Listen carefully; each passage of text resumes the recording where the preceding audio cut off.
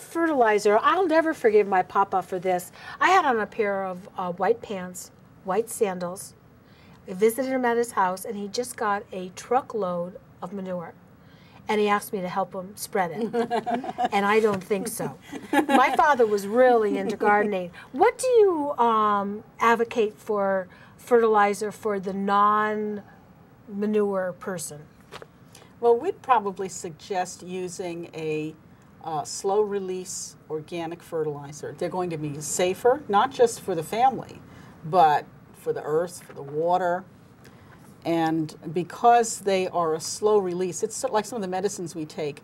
A little bit of the nutrient is released over time, over the whole season. Oh, that's interesting. So just like our own food, you know, we don't want to overdose on chocolate or something.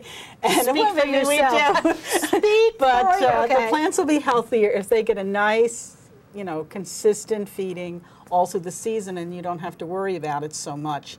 And you can look at the labels at your garden center where you buy these things, and almost all of them now have organic fertilizers.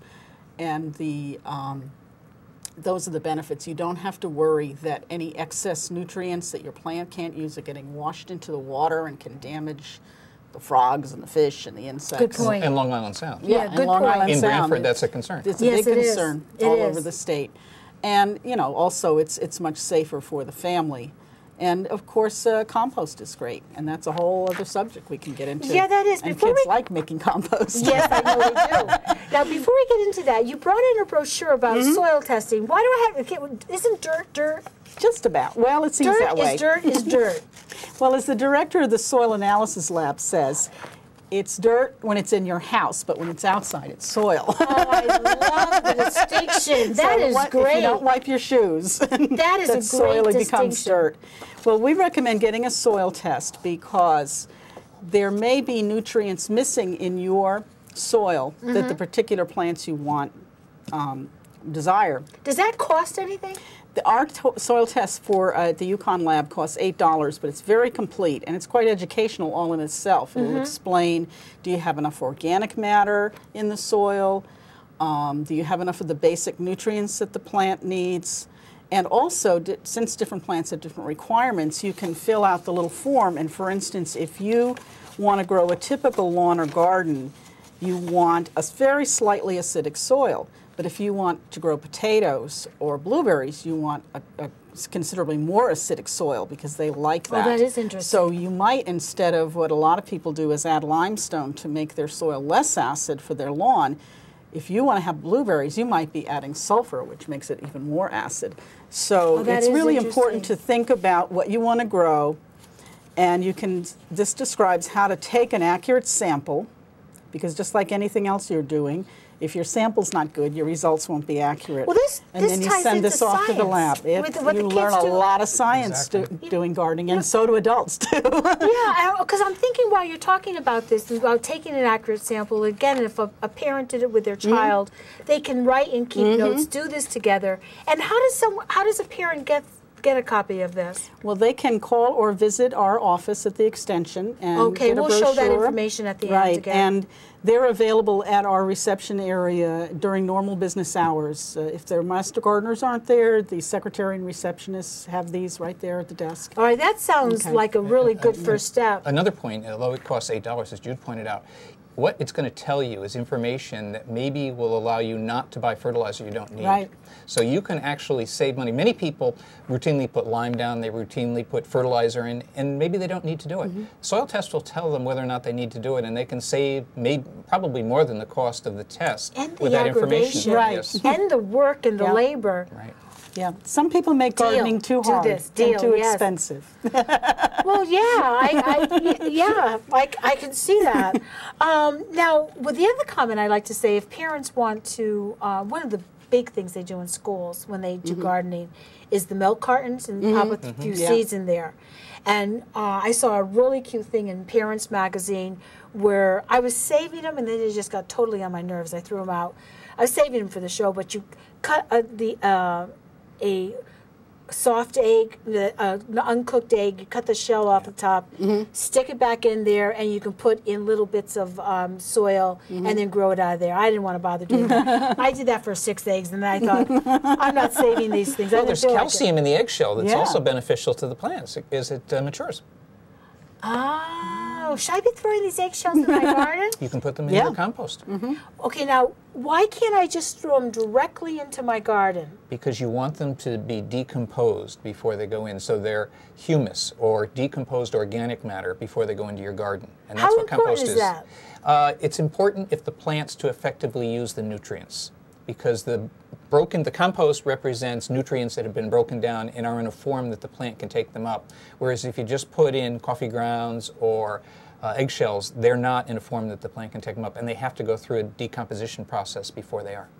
So if I put it in September, would it be ready for them to go in the spring? Possibly, except in the cold weather, all of the biological activity associated with creating compost slows down.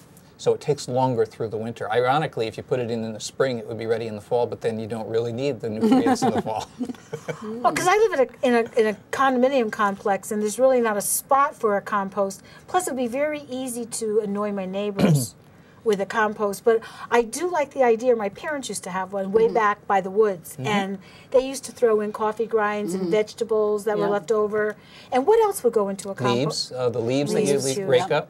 Yeah, basically any uncooked vegetables from your kitchen. Uncooked? Uncooked, yes. You do not want to put in cooked food, because that could attract unwanted visitors. And there might be a little oil in it, or a little meat residue in it. You don't want any meat or bones or oils or anything like that.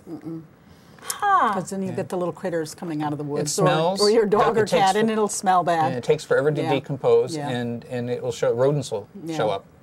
Oh, that is interesting. I'm not sure I knew that. I'm not sure I thought that. I thought just let anything goes. But if you put in the things that we talked about, just leaves, uncooked kitchen scraps, you will not have a problem with rodents. It will not smell bad if you rotate it. So that people think of compost piles as smelling bad. If they're done right, they don't.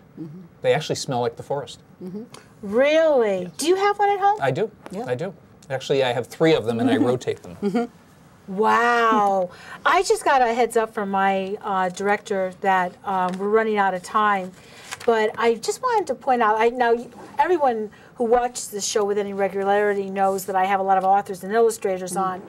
And you did not write this book. No, I did. I just wanted to start this. But I went to our school library, and I picked up a book, and I thought, what a perfect title, Jack's Garden. And it goes through some of the processes we just talked about. But I also recommend parents to go to the town library, and there's a ton of books available.